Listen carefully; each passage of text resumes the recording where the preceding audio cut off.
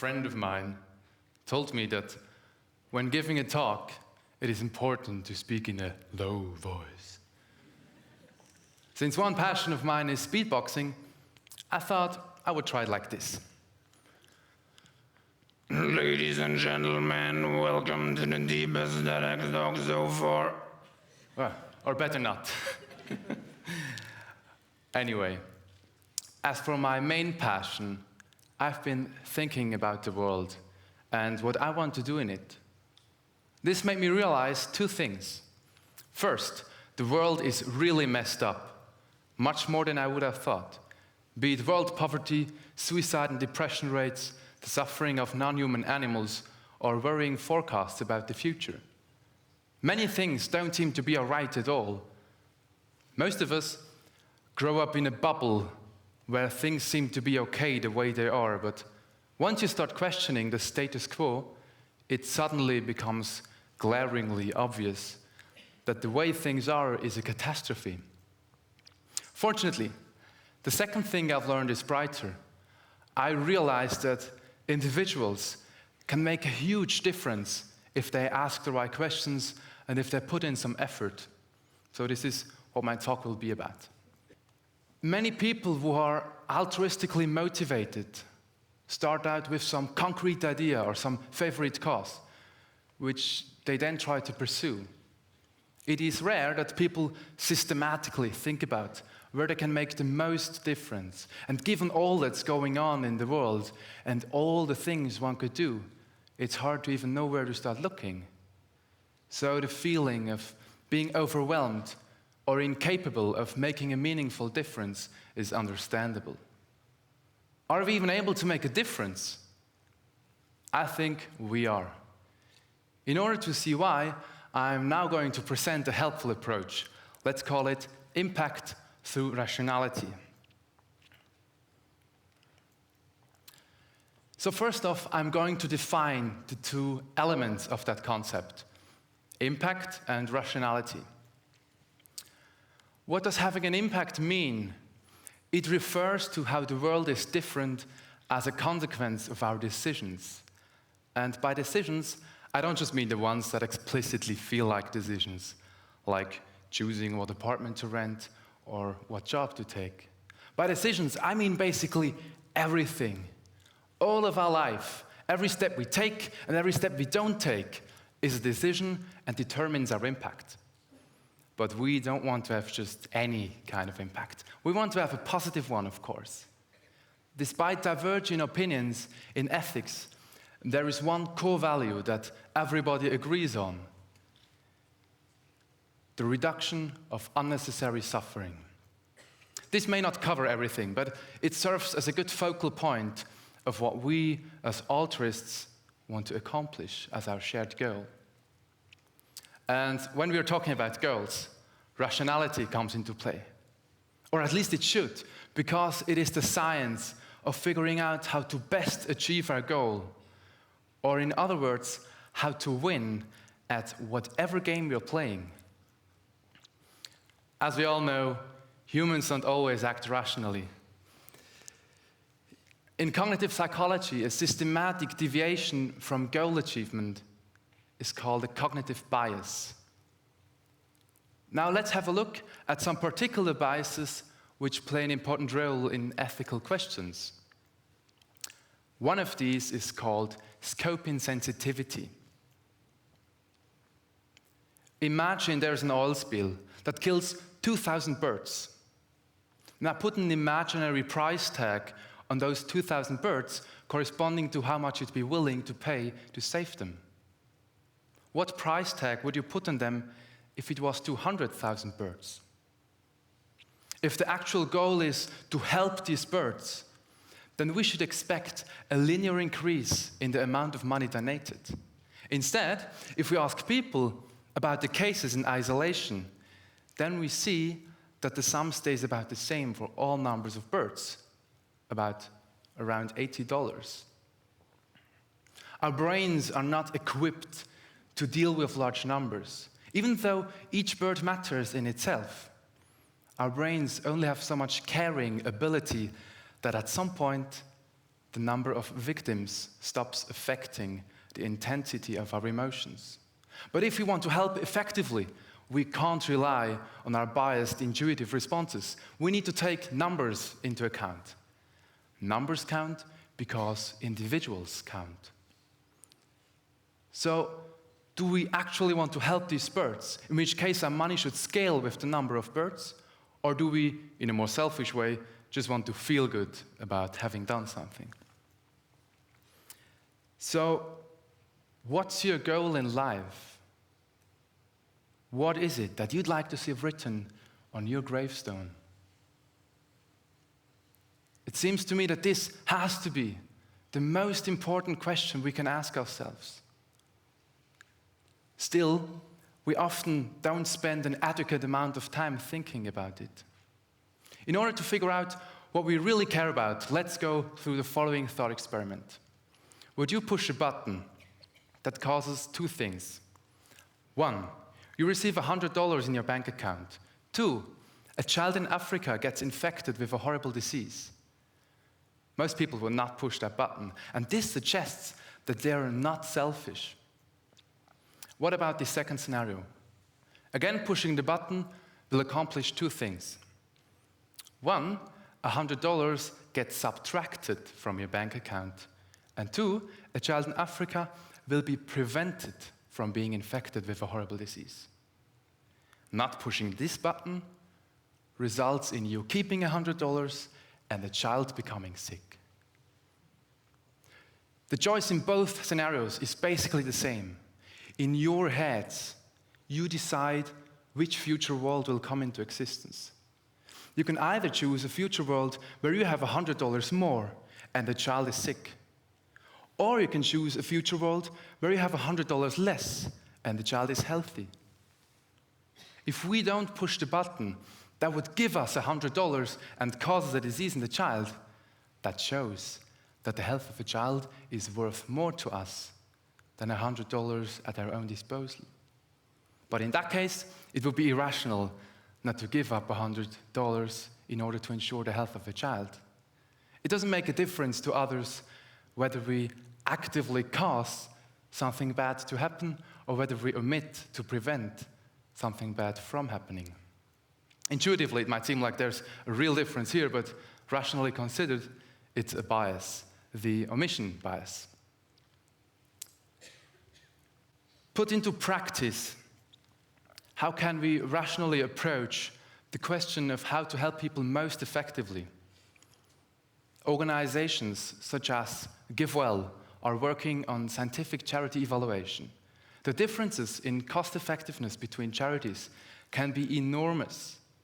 Let's take interventions against HIV as an example. This graph shows that the available interventions differ massively in terms of how much they achieve per $1,000 invested.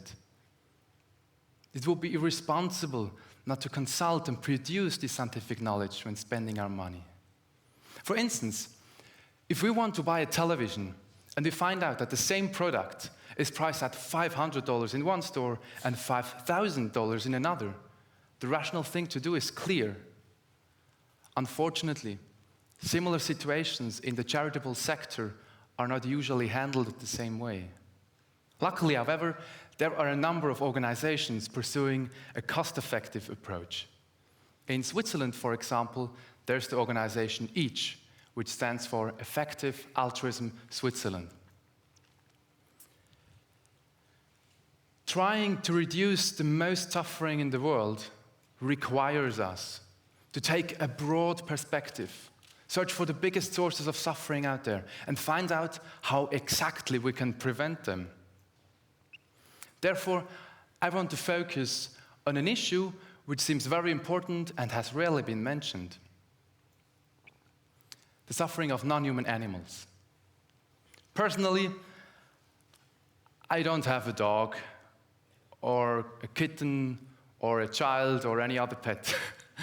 and I don't plan to have one. But the issue is not whether I like them or not. The issue is whether they are suffering and whether I can do something about it. I simply don't want to look away anymore. I I don't want to ignore the facts when the fate of innumerable creatures depends on what I do. We slaughter 60 billion land animals each year. That's 7 million every hour. Let's imagine that mentioning this number was just a bad joke and factory farming didn't exist. Would you object if I proposed an increase in culinary diversity that required, say, scientific experiments that killed 7 million animals an hour? And how is factory farming different from that? Considering the victims, it seems to me that not helping to end factory farming is as unethical as newly introducing it.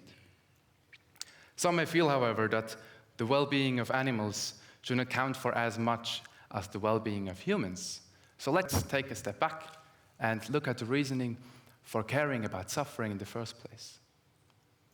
It seems to me that my suffering matters not because I belong to a particular group, such as human animals. My suffering matters because it is suffering, because it is the sort of conscious state one intrinsically desires to get out of.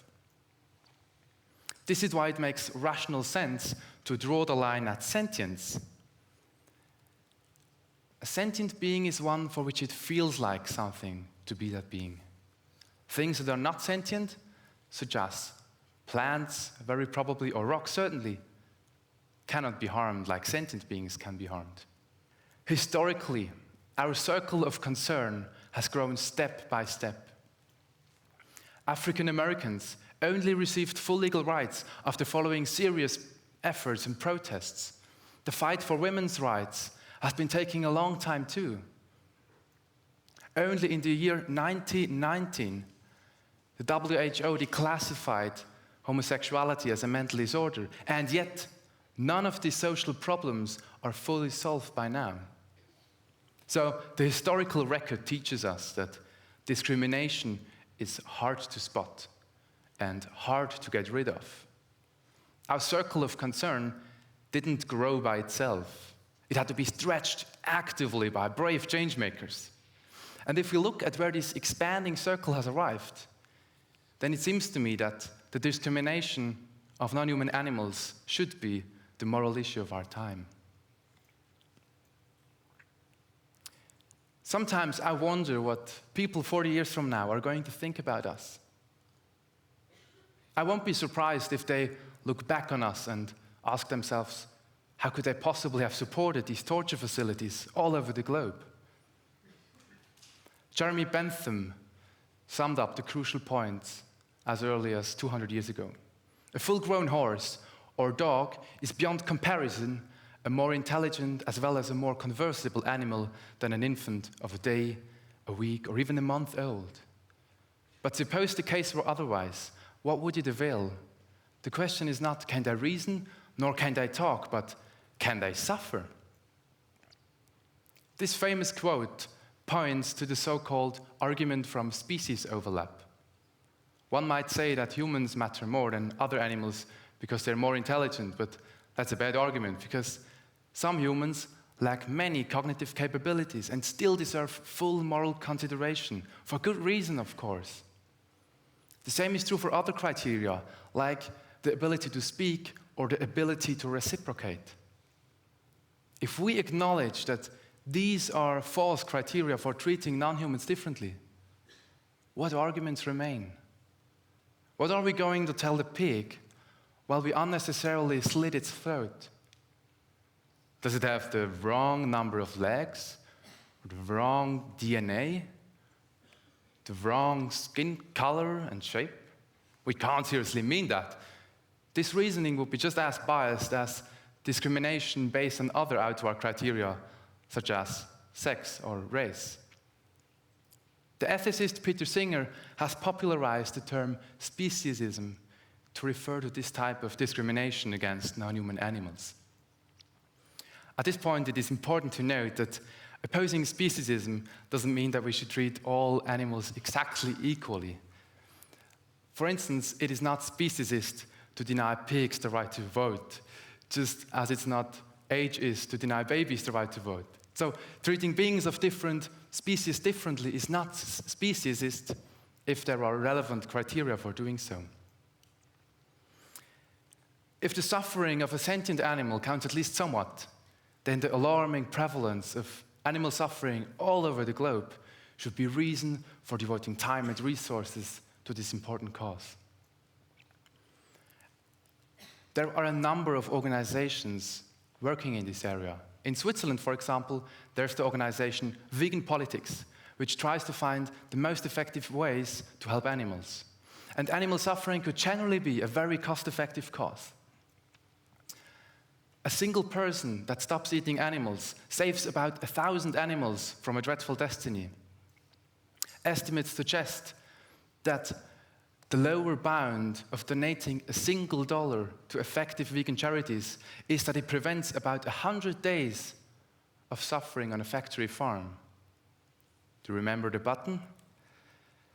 But still, identifying and comparing potentially highly effective causes is a very hard task. Therefore, much more research is needed on that front.